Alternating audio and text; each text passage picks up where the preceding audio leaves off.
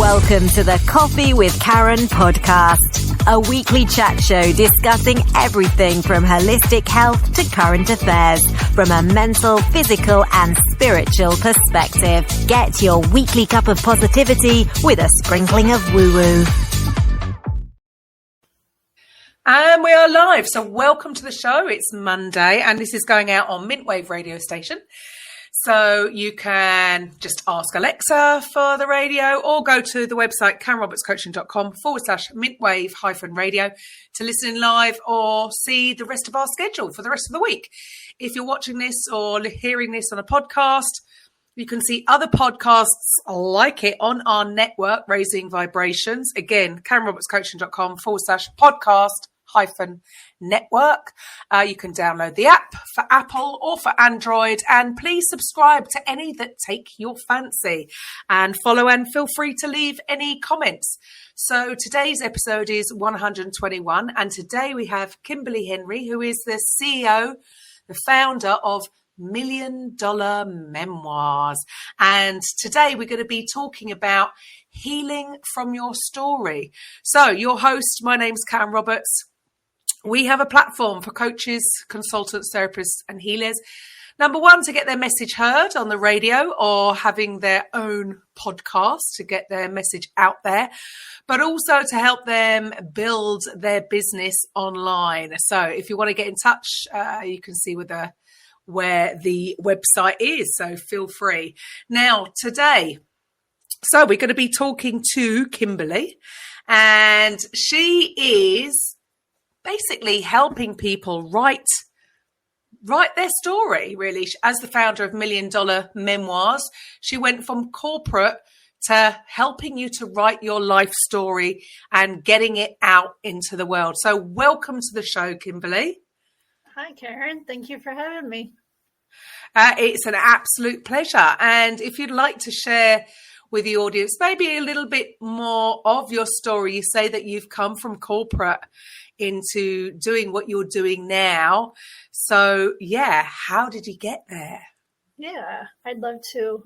And what I discovered is that I worked with corporate for what I thought was 21 years. What I found out yesterday, it was actually 22 years.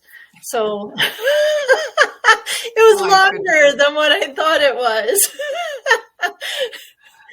Time goes by too quick. Seriously, yeah. And it explains why I felt like I was imprisoned.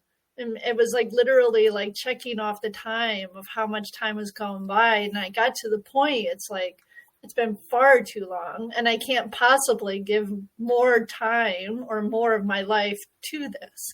And so how I got into that was I was young and pregnant, and my mom had the foresight that I was going to be a single mom because I had the rose-colored glasses. I was not yet at that place to be able to see what was happening. And so it seemed obvious to go into that for the security, having the regular paychecks, having the pension, having the benefits, that my child would be taken care of. And I am a single mom. I raised her on my own. And so it enabled me to do what I had to do and take care of what I had to take care of. Then, now fast forward to 2021, I suddenly saw how I had a worldview that was this employment was what I thought was who I was. And so when I shifted that whole worldview and realized it served me all up until this time. And so then what was possible so that I left that to really do what was meant for me to do, because I knew that this never aligned with me. And my body was speaking to me at the end, because day in, day out, my body was in so much pain. My chiropractor was telling me that I had to make a change. Right. So that's when I took the courageous leap to leave that and step into what really makes me happy, with the mission of helping people to get that they can heal from writing their story. Because it's not just writing your story. It's so cathartic to go through the process and to experience that forgiveness, that compassion, and to know, like myself, I can no longer deny who I am, because now I know where who I came from and where they came from, if that makes sense.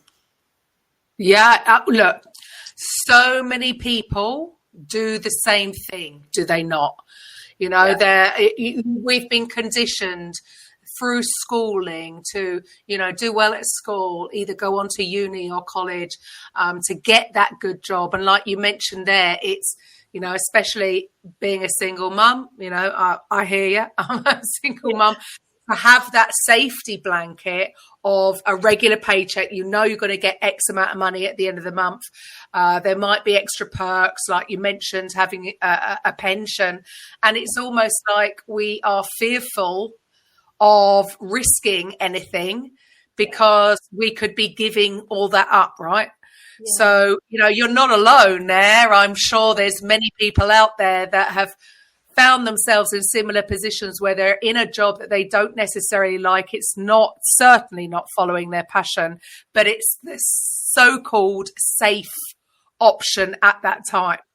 Yeah, for sure, definitely. And it served its purpose. So I'm grateful that I had it because it did serve its purpose. Now it's like, now I'm really learning, shifting that mindset, because it's a different thing going in knowing what I'm doing for someone else. It's another thing to be doing it on my time, on my own, and in my way. And scary in the beginning, isn't it? Like I said to you when we first met, it's a journey. Absolutely. Well, because it doesn't happen overnight. I suppose the difference is when you're working for a big company that may have been going for years and years and years and years, they already have their procedures and strategies and processes in place. You come in with possibly lots of training. Some companies don't, but in general, you know exactly what is needed to do every single day to get your job done. So you don't procrastinate about it. You don't, you know, you just get on and do the job. All of a sudden, transitioning, which I see the biggest challenge is transitioning from being an employee to being a business owner. And most people start out with their business without processes and strategies in place. Yeah. So procrastination, overwhelm can set in, and it can be, it's the unknown, isn't it? We've been conditioned to be fearful of the unknown. But so what you've chosen to do, though, what brought you to that? I mean, when you say you were in corporate, what sort of work were you doing, and what made you realize that this was actually your passion? Well, I was working with the state. And so I was basically like administrative and doing that kind of desk work.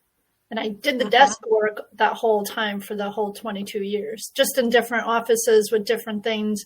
The overall commonality of it was always serving people. So serving people who were disabled, serving people who were domestic violence victims, serving people who needed health insurance, but it was always serving others in that capacity. And what helped me to get to where I am is that once I wrote my story, I realized, well, I went to coaching school and I could use the skills that I learned there with listening. I wrote my story and I could mesh those together to help people to write their story. So then I can share that experience with people of having that peace and that forgiveness. And when you put your story out there for other people, you're inspiring others to see maybe a possibility that they don't currently see for themselves, because we all think like we're alone and we're just in it by ourselves, when true now, and we saw this when we met, that we're interconnected no matter where we are in the world. Well, absolutely. Especially these days. I mean, the power of the internet is pretty phenomenal, isn't it? So when you talk about sharing your story, I mean, everyone's got one, and everyone's been through difficult times. I mean, I'm sure you've not met anybody, I haven't yet, that's had things plain sailing and have never experienced any kind of trauma. They've had the perfect life that has led them to where they are now. So When you say about, you got your story down, would you like to share with the audience a little bit about that? Yeah. So where I came from and how I came into this world is with 2 alcoholic parents. And so I have a sibling. However, the age difference, I have always felt like an only child, because what I experienced, and this is common, what I experienced was totally different of a childhood than her experience because of our age gap and the eras of the generations. And so their alcoholism progressed as I got older. And so I experienced the domestic violence. I didn't know it was domestic violence then, but the throwing things at each other. And we often were evicted from homes. So when I was a teenager, I got to live with my grandmother because we were evicted once again and had no place to go. And the emotional abuse, because they were both constantly drinking, not only with each other, that emotional abuse, but really the emotional abuse that I endured as well, because my mother didn't know how to handle. And so she would shut down, which then made me feel a certain kind of way. My father, on the other hand, I'd always be batting with him because I was always making my point to him. So it was 2 totally different experiences with both of them. And I repeated the patterns. When I met the man that I had my daughter with, he was an addict. And so I repeated that. Then when I went through like 17, 18 years of what felt like hell with her father, with family court, CPS, child protective, the police, just constant, all the time things, and feeling unsafe because I knew that he had the capability of doing harmful things to me, and I didn't know if he would really actually do it. So I did get a full order of protection because of the constant stalking and harassment and that kind of thing. My daughter was also allegedly, which I do believe now because of what occurred with him later on, that she was sexually abused by him on an unsupervised visit. And the courts made me continue the unsupervised visits because it was alleged. So it was just all of that raising her.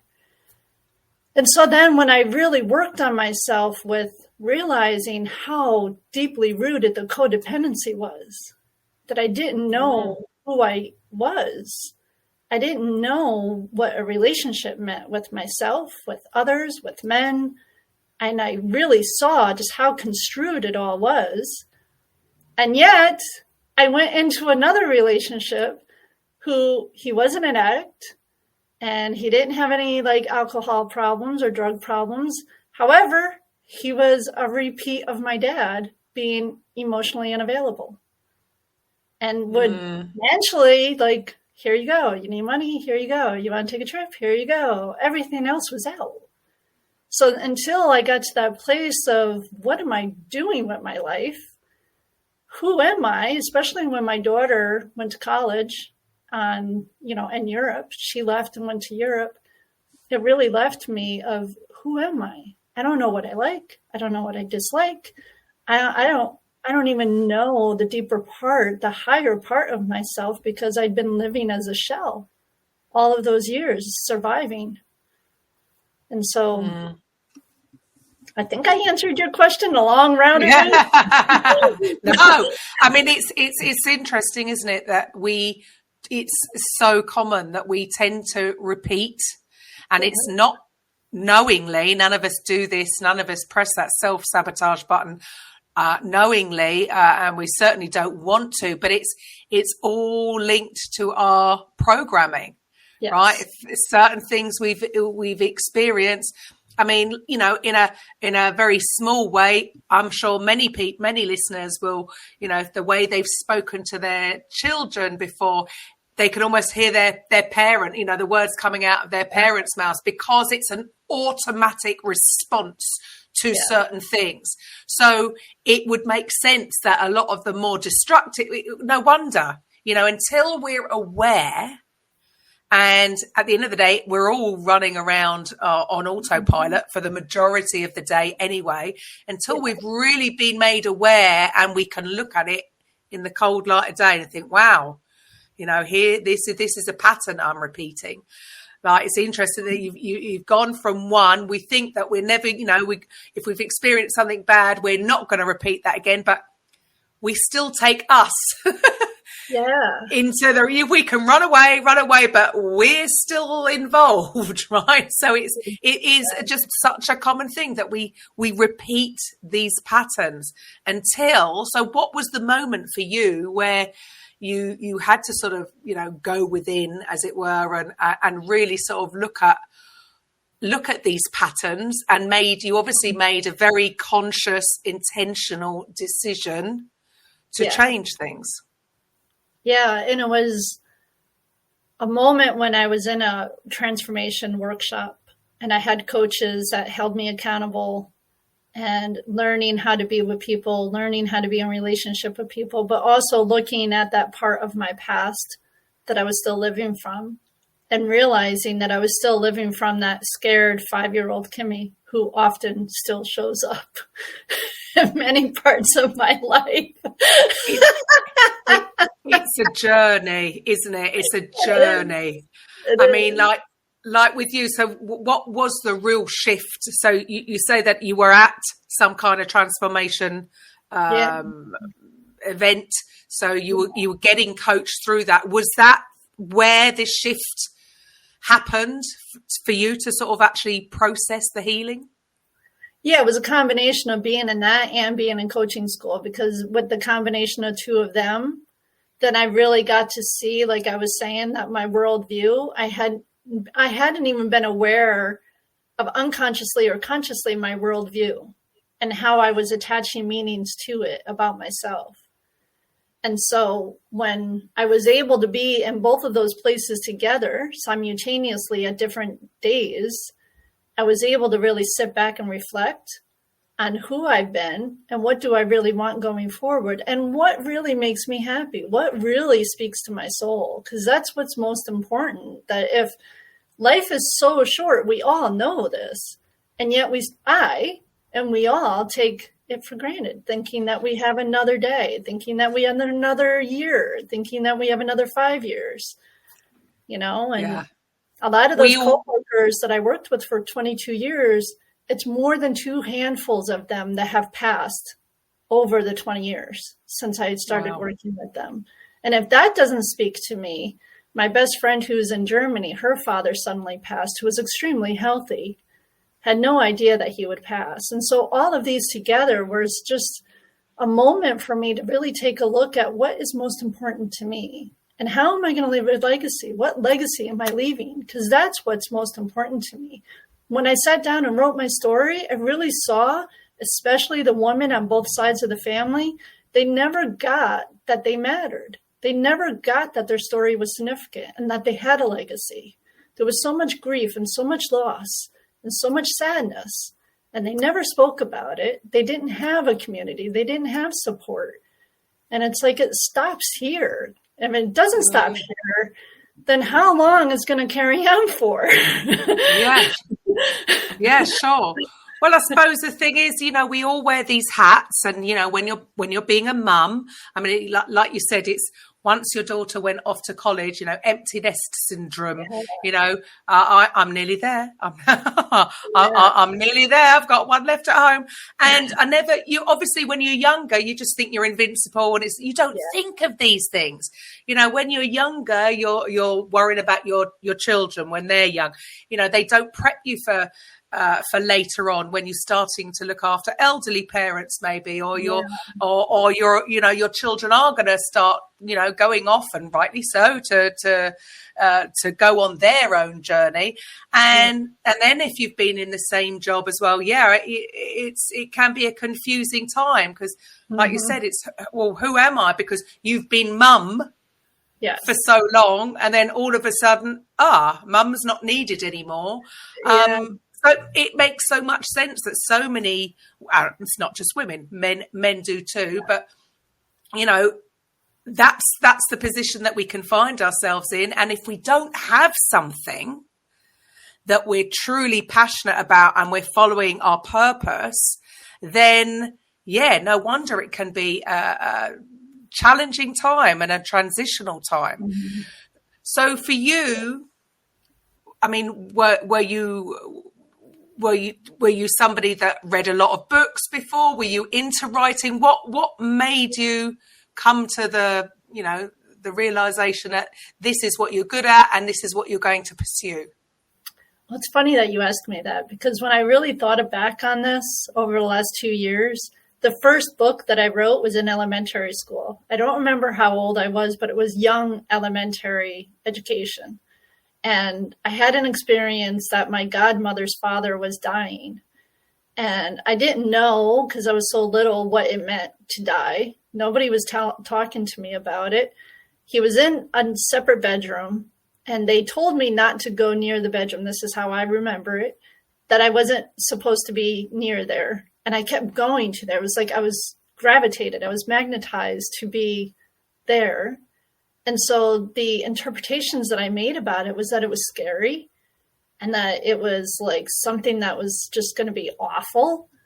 And I wrote a small little book about the experience of what it was like of him dying and what I saw. I wish I had it today. I don't know where it is. I'm sure I'm going to find it at some point.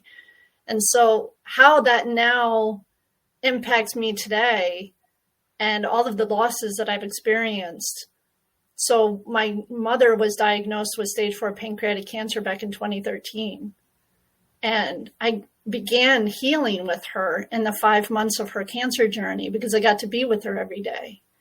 And it's so interesting, Karen, because up to that point, I'd always joke around with my parents that I was a mailman's kid. Like I literally would say when I was a teenager, Mom, you know you had an affair with a mailman because I'm not like either of you.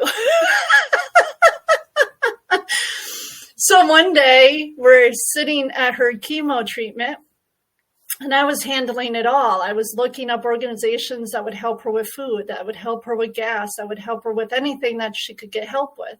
As long and taking on a full-time job and having my child who was a teenager, I was doing it all and taking her to the appointments and managing her medical information. And we're in this chemo treatment and I have the computer in front of me researching things and I'm listening to her and I'm watching her, how she's engaging with each person. It didn't matter if they were the janitor, if they were a nurse, if they were a doctor, it didn't make a difference. She knew their first name. She'd, respond to them by first name. And then she'd do these jokes. Like she just had a funny way, a funny sense of humor. And I looked up and I'm like, oh my God, I get it.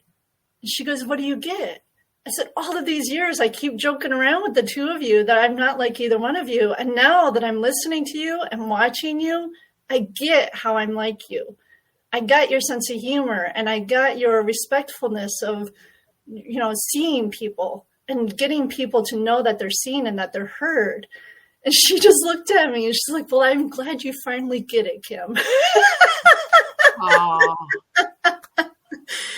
So it's this whole journey and this whole process. And back when I left my daughter's father, back in 2000 I left, I went to poetry. And I began writing poetry to be able to deal with that stress.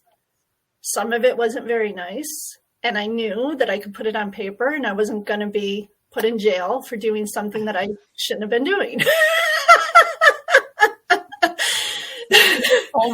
form of journaling. You're just getting out your feelings. That's healthy. It's healthy to get it out because bottling up is just going to cause us more stress.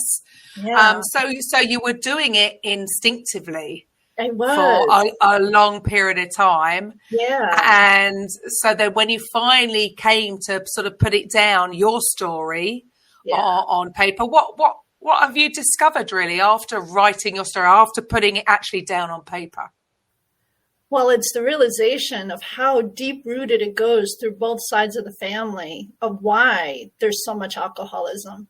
Because the patterns of the family on both sides, there are so many people who were 9 years old when a parent died. There's so many on both sides, going right down through from what I've known now, my grandfather, right up to my nieces today. There's so many of them at 9 years old who have lost a parent. So it's those repeated patterns of not knowing how to cope with having a parent who's now gone and how the other parent deals with it. So my grandmother on my father's side was disabled. She had polio. She was a widow only in her 40s. And now she's left with a 9-year-old son, my father, and he didn't know how to be a child. He then quit school to help my grandmother because all of his other siblings were doing their own thing, and including one brother who was imprisoned because he got caught up into something with some other kids. And so once I saw that picture, I finally got, like, my father had been living from that 9-year-old scared little boy that I didn't know when I was growing up. You know? There you go. I mean, everyone, like I say, everyone's got a story, and people quite often are so quick to judge. But there's always nobody does this to themselves deliberately. It's a coping mechanism, isn't it? So like you say, it's because of the grief that they've had to go with, and they weren't given the tools, or they didn't have anybody around them at that time, a coach or somebody else to actually help them through it, help them, like you were doing, getting out your feelings onto paper. I'm sure that's going to be part of the process that has helped. And it just goes to show this is the issue, isn't it? This is why people can get caught up in all sorts of things, and it's not doesn't mean that they're a bad person. It means that they didn't get the help that they needed when they were the ones struggling. But I suppose, so what you've done, it sounds like you've taken a step back, and now you can see the patterns of what has gone on in your family tree. Yes. And when I gave myself permission to write about the experience of domestic violence with my daughter's father, and then her experience with that sexual abuse by him, wow, Karen, like when I went through that for all of those years, people would say to me, how do you get up each day and still come to work? How do you get your child to the sports that she's doing? Like, how are you moving each day still with all of this going on? But because I was surviving moment by moment through all of those years, I didn't allow myself to really see what I was going through. And when I gave myself permission to really write it down, it was like I was overwhelmed with the emotions, because I was like, no wonder people were saying that to me. So giving myself that grace of, wow, I really did go through a lot just in that period of my life, not to mention all the other stuff that I've experienced. Well, again, we don't give ourselves, you say about you weren't giving yourself permission. We're very hard on ourselves, aren't we? Forget the judgment of others. We judge ourselves. We're the ones that we judge too harshly and don't give ourselves enough credit for. But like you say, you were on autopilot in a way, just trying to get through each day, having so much to deal with. You haven't stopped. So, because I would, the healing process is not necessarily going to be pretty, is it? It's not exactly going to be an easy thing. So I suppose for some people, they feel that they've just got to keep on going, keep putting one foot in front of the other. It's not the healthy way to deal with it, because you're suppressing everything. Mm-hmm. But again, we all do things how we, think we can cope with the information that we have at the time. So until somebody's come into our lives and introduced us to a healthier way of dealing with it, it's I suppose the natural. You've got two options, haven't you? You either break down. You're either going to have a breakdown, or you just keep going unless somebody has offered you some alternatives, like journaling, getting it down there.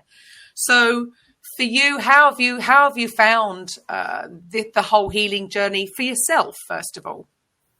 Well, before I answer that, there was a moment in time when I was in high school, and I was somewhere around 15 to 17, And I didn't know at the time this is what I was doing, but what I was doing was I was helping my father create a space where he could finally grieve being that 9-year-old boy.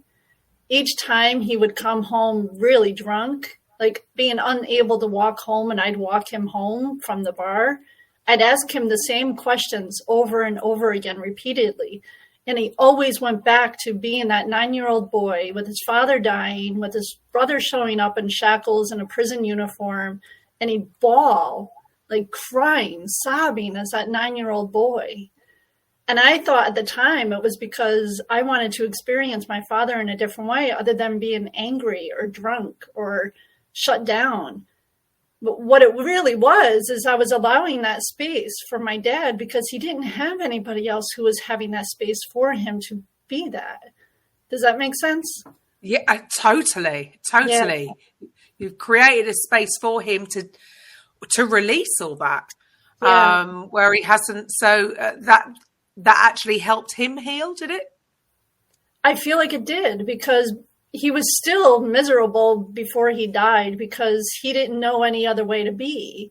He'd get caught up in his circumstances. He'd get caught up into his failures. And this is all stuff that I'm also going through, that I'm learning how to be with and not to make up stories about it.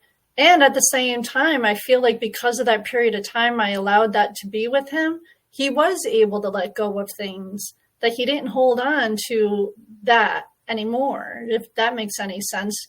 However, he still got caught up into other things of his life because he didn't know any other way.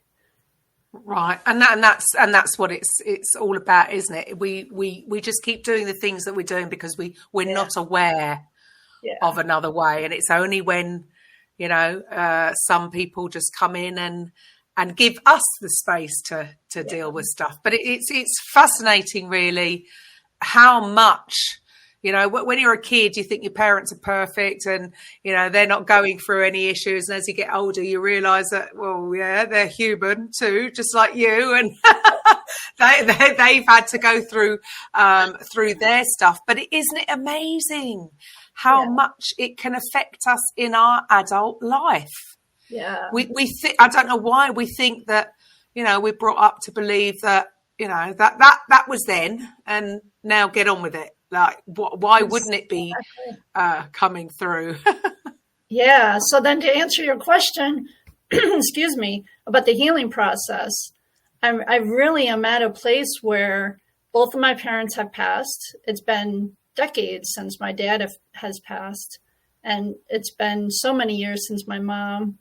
And I have a new relationship with my dad, even with him having been deceased for all of these years. Because I'm able to be about it, that I don't have to hold on to things like I was before in the past. And so now I can even look at my teenage self and how angry I was with him. It was just because I didn't feel like I was heard or seen or validated, but he didn't know how to see me. He didn't know how to hear me, and he didn't know how to validate me. Right. So forgiveness. Definitely forgiveness. Yeah.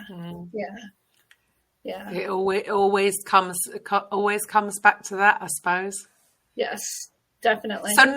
So now, where you're at right now, you are. How did you come up with this idea for the memoirs? Yeah, Million Dollar Memoirs was born in 2022. And I was going through a process of, what do I want to create? Who do I want to help? And what does it really mean? And the Million Dollar Memoirs is more about the obstacles that I went through to allow myself to give myself permission to write. And one of the main ones was to get that my story is worth something. So Million Dollar Memoirs is from the basis of everybody, like you said, has a story. And the basic thing is that we all have a story. We all have lessons to help other people to get. And that all of our story is worth even $1 million, if not more. It's more.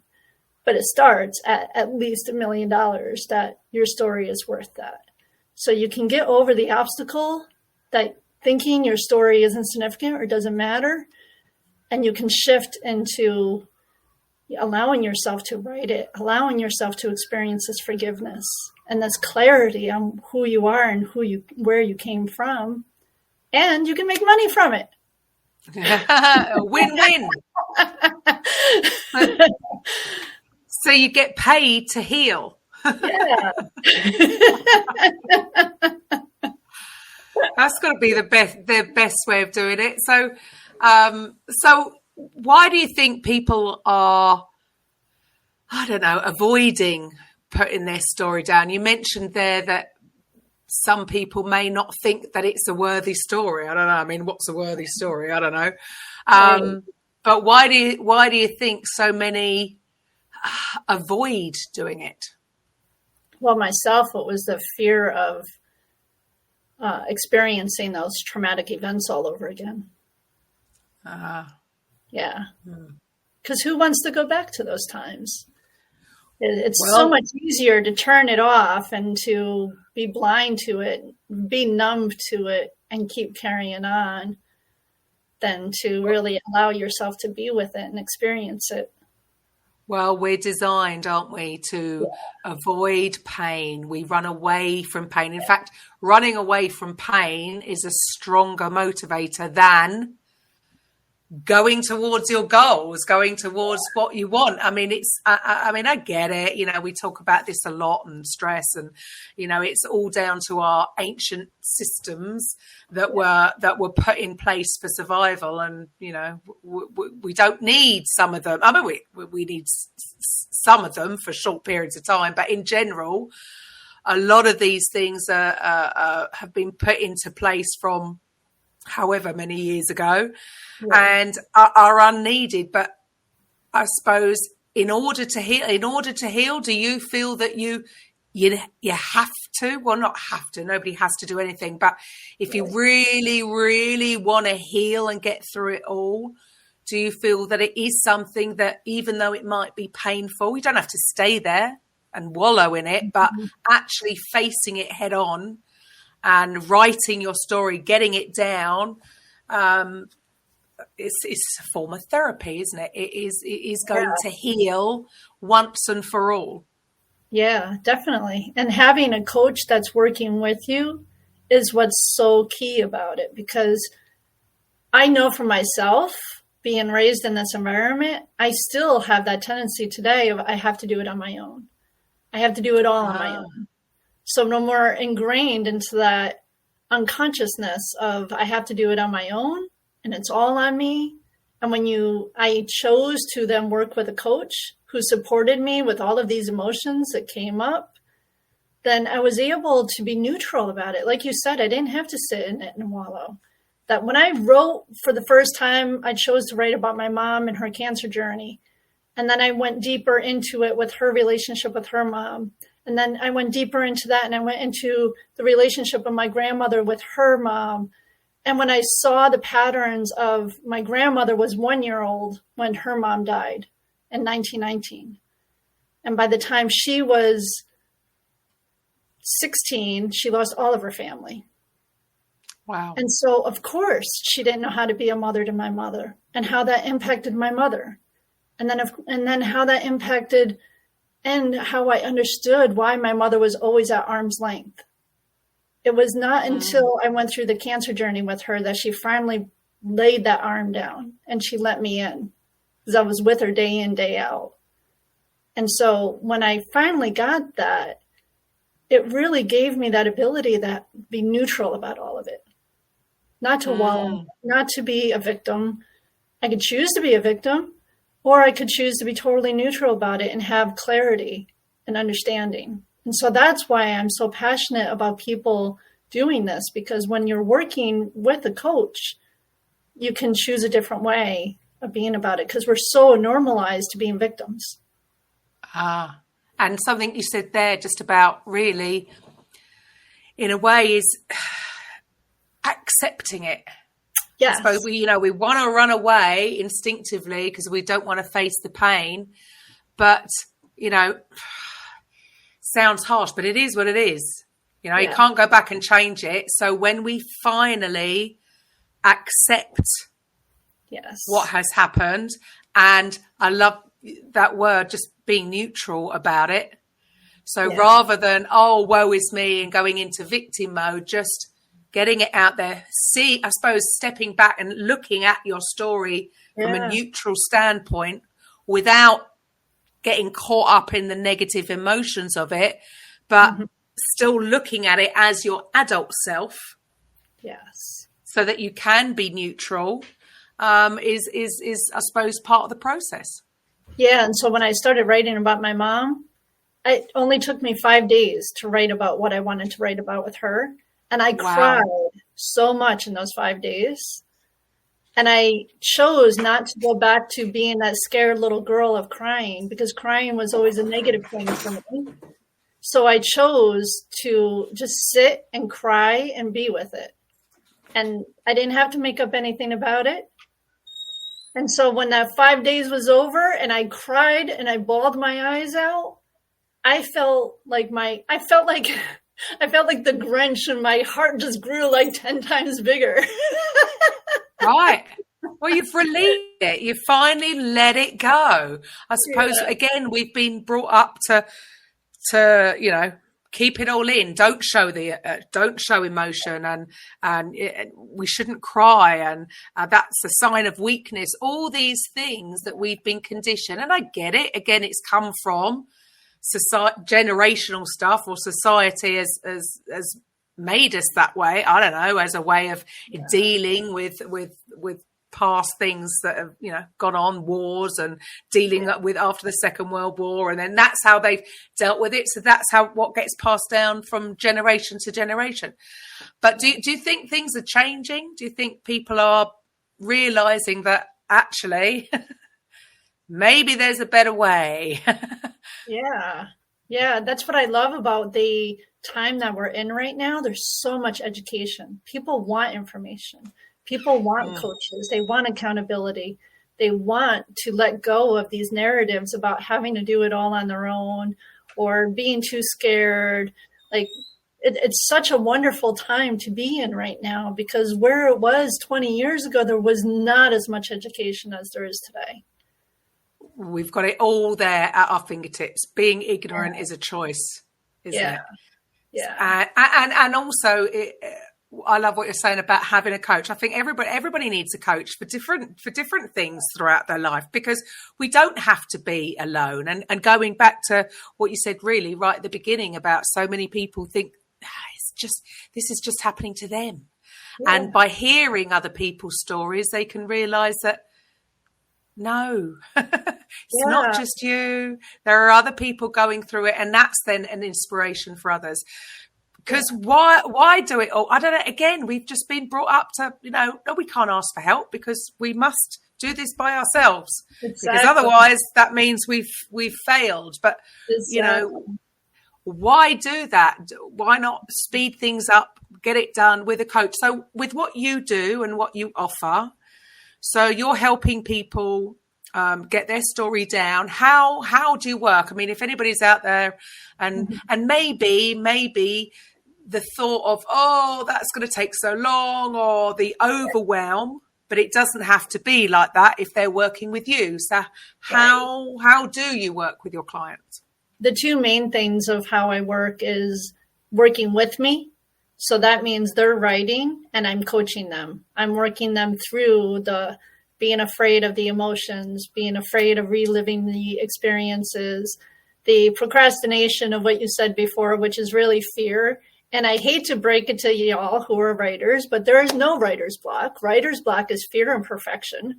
So working through all of those things, and like you said, it doesn't have to take a long time. It's what you're choosing to do. So if you choose that you want to write it in a period of time, we work out a very clear, precise, concise plan on what gets to happen so that you get it done in that period of time. Who do you get to be? What do you get to do to make that happen? And having that accountability, which was the key for me of getting it done. I did not start writing. This was a workshop that was, I think, 90 days. And I told my coach I was going to write, and I procrastinated, and I procrastinated, and I procrastinated. It wasn't until the last week of this workshop that my coach, literally every time I met with him, Kim, when are you going to get it done? Kimberly, when are you going to do it? And then finally in that last week, I'm like, all right, I'm tired of you asking me when I'm going to do it. I'll do it. But isn't that funny? Like you said, 22 years you were in a corporate job. Yeah. If you had waited 90 days to get a job done, you possibly would have lost your job, would you not? Yes, exactly. So it's all about the mindset. Isn't it funny when it's, but this is why, yes, so there you go. So if you didn't have that coach, you may not have ever got it done. I wouldn't have. Because you were putting it off. Isn't that funny? And this is why I think it is. I think there's a coach for everyone. Yes. For all sorts of, for solving all sorts of problems, because again, it's ingrained in us. We will work better under pressure for some things, right? And depending on how much pressure that is, but you know, having, like you mentioned, having somebody to be accountable to, so that you don't keep putting off and you don't keep procrastinating. So far better to get to. So is 90? I mean, you know, what is it about 90 days? There's something about 90-day programs that does seem to work. I mean, I come from completely different industry. Even, you know, when I was in the fitness industry, the whole thing, if you want to change your body, it's not going to happen in a week. It's not going to happen. 90 days is a good amount of time to see transformation on every level, whether it's to do with your body, whether it's to do with your health, whether it's to do with your business. Yeah. There's something about that amount of time. Yeah. But only if you do have a coach. Like, it took me a long time to create my program without a coach because I was putting off and procrastinating. Mm-hmm. The moment you have that, I'm the same. I work much better with having some form of accountability. Yes. Because left to my own devices, like many people, I can get complacent and, I'll do that tomorrow. When you've got to get it done, guess what happens? You get it done. Exactly. So for anybody out there who's been maybe procrastinating about writing a book or, you know, getting their stuff down, they can. You mentioned there you can do it with you. Yes. Or the other option, or I can do it for them, because depending on what's happening in their lives and what's going on, some people just want somebody else to do that. So then that would look like sending me voice messages of their stories or meeting weekly. And so a combination of both, because it depends on how you learn. I'm a very visual person, so I like to see people. That works best for me. So, yeah. And then that would be over depending on what they're looking at. What is their vision? Because it's really going down to what do they see? In both scenarios, when I'm working with them too, it's what is their vision? What do they want to create? What do they see for it? So for the listeners out there, they're sort of been toying about it and they're like, right, okay, I'm going to make this happen this year. How do they get in touch with you? To book a discovery call with me from my website. And I want to thank you, Karen, for having me on. And as a thank you gift, I also have a free ebook for your listeners. That is the 5 ways to recover from your own personal trauma. And so then they can go through that and they can start the process of working out, releasing this trauma, just starting it with some basic steps from the ebook. Brilliant. So for anybody who's watching this, and they can see the links down there, but to anybody who's just listening in, what is your website? I'm going to say the whole entire thing, which people don't usually say, https:// KimberlyHenryCoaching.com. And I say the whole thing because if you Google KimberlyHenryCoaching.com, you're going to get some other Kimberly Henry. There's lots of us around. There you go. Well, that's it. But yeah, keep it simple. So KimberlyHenryCoaching.com. And so there's where will they find that ebook? On your website? They're going to find it right there that they're going to click free ebook. And then to click and just schedule a discovery call. That's the first tab that you click that tab, and that's going to take you right to the schedule and to schedule a time with me. It's very simple, very quick, very concise. It's not going to take a lot of time. It's not complicated. Well, that's it. Keep it simple. Keep it simple. Yeah. Well, I mean, writing a book is not been something on my list. See, I'll do this. I'll talk. Yeah. I'll talk it rather than write it. Yes.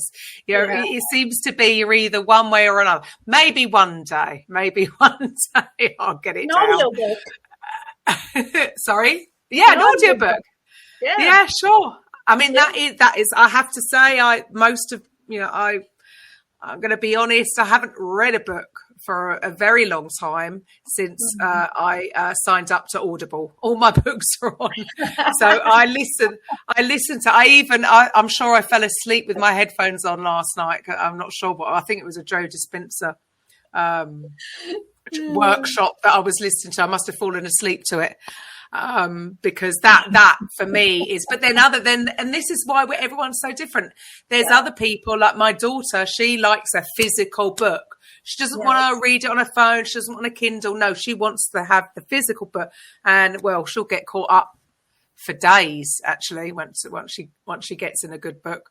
But so these, I love what you're doing because it's a bit of a combo. It's you're helping people in a holistic way deal with their trauma at the same time as helping them actually make an income from it. And so when you write it, what is the next step? So then it's connecting to the person who's going to help publish it. I do not do the publishing part of it. I do help with the editing part. It's connecting to getting it published. And that it doesn't have to be complicated. It can be self-publishing through Amazon. So I feel like that's also like a myth that's in our society, that to publish a book means that you got to find like a big time publisher, that you have to find this big like thing and do this big thing and spend a lot of money. And that's also the beautiful thing about living in this time. You self-publish, you get it done quickly, you get it out there. And so the whole thing is you want to start talking, like if being on social media, you want to start talking about your story. You want to start talking about asking people ideas. What is a good title for my book? Or is this a good cover for my book? Just having those basic things, you're enrolling people into your story. So you're already marketing. So the marketing doesn't even have to be hard. Well, the marketing is the book. Yeah. Well, everybody loves a story. It's the oldest thing, isn't it, really? We do, this is why people, I mean, not that I don't even have a telly, but so I don't watch a lot of these, the soap operas or anything. But that is why most people are sort of hooked on telly, because they love a good story. We like to hear people's stories.